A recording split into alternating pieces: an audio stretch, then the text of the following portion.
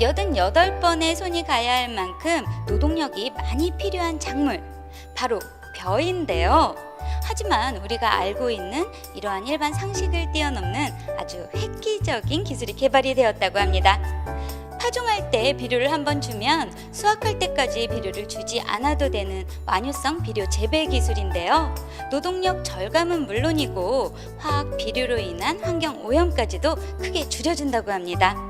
지금부터 완효성 비료 재배 기술 함께 만나보실까요? 이렇게 동글동글 작은 알갱이가 비료 주는 작업을 3번에서 1번으로 줄여준다는 완효성 비료인 거죠? 맞습니다.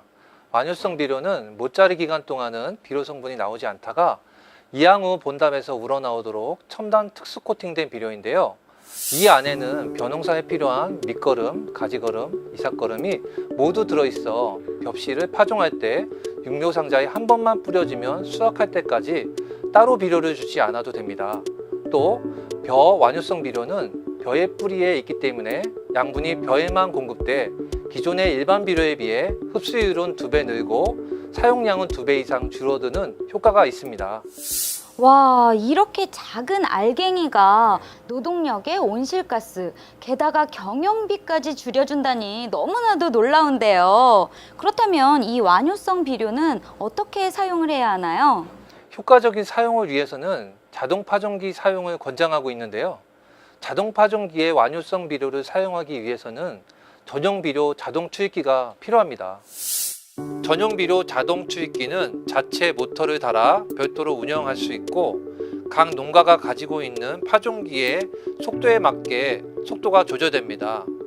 또한 외부에는 비료가 모판에 골고루 뿌려지도록 고무 롤러 장치가 부착되어 있고 출구 쪽에는 소를 설치해 비료가 모판 밖으로 나가지 못하게 되어 있습니다.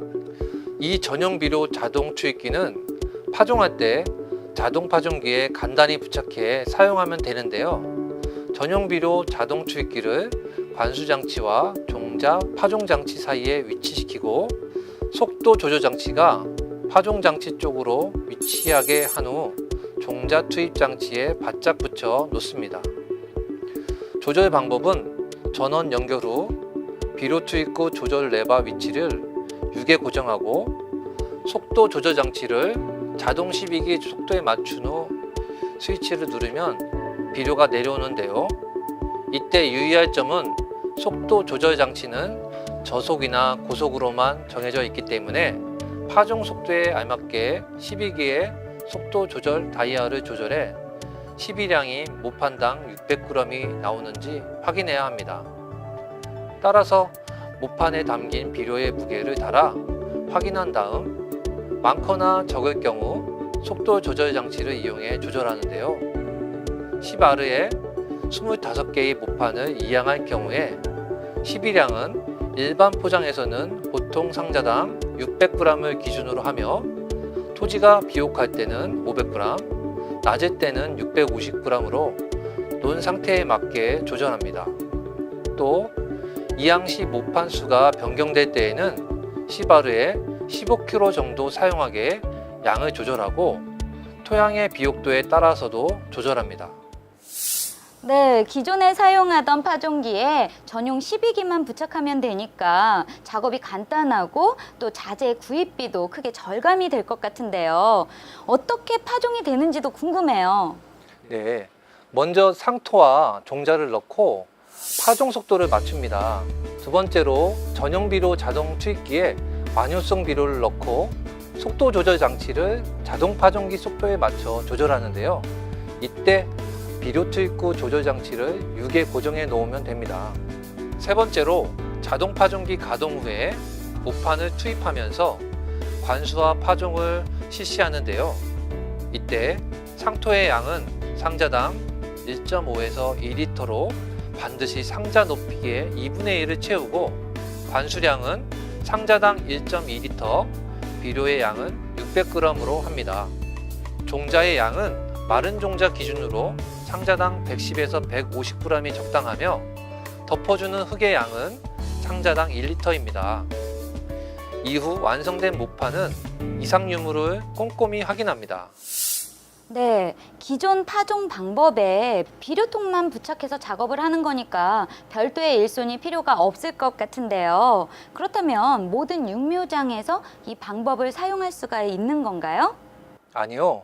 육묘장에 따라 다릅니다. 먼저 공동 육묘장과 대형 육묘장의 경우에는 적용 품종이 중만생종일 경우에만 가능하고요. 육묘 일수는 15에서 25일로 기존 육묘에 비해 생육이 빠릅니다.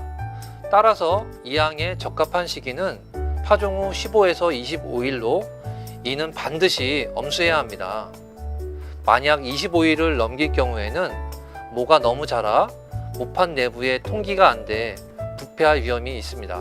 그리고 선반형 육묘장의 경우에는 출하 과정에서 암조건을 6에서 7일 정도, 온도는 25에서 30도를 준수해야 하고요. 녹화와 육묘에 걸리는 기간은 5에서 14일로 온도는 25도 이하로 맞춰줍니다. 선반형 육묘장의 육묘일수 역시 11에서 21일로 기존 육묘 방법보다 생육이 빠른데요. 25일 이상 육묘할 경우 너무 자라 모판 내부에 통기가 안 돼 부패할 위험이 있기 때문에 이항 시기는 25일을 넘지 않도록 합니다. 네, 육묘장별로 관리 방법을 숙지하고 이양 시기를 반드시 지켜라. 이것만 기억하면 성공 농사 가능한 거겠죠? 아직 몇 가지 더 기억해야 할 사항이 있습니다. 첫째, 육묘 기간에는 고온에 주의하고 기존에 비해 자주 물을 줘야 합니다. 둘째, 완효성 비료 공급량은 이항 모판수나 토양 비옥도를 고려해 시바르당 15kg 이상이 되도록 해 주셔야 합니다. 셋째, 완효성 비료의 표면에 흠집이 생겨 코팅이 벗겨지지 않게 조심하고요. 마지막으로 올해 개봉한 비료는 반드시 올해 모두 사용해야 합니다. 몇 가지 주의사항만 잘 지킨다면 좀 더 쉽고 편리한 농작업을 가능하게 하는 완효성 비료 재배 기술. 고령화되고 있는 우리 농촌에 꼭 필요한 기술이 아닐까 싶은데요.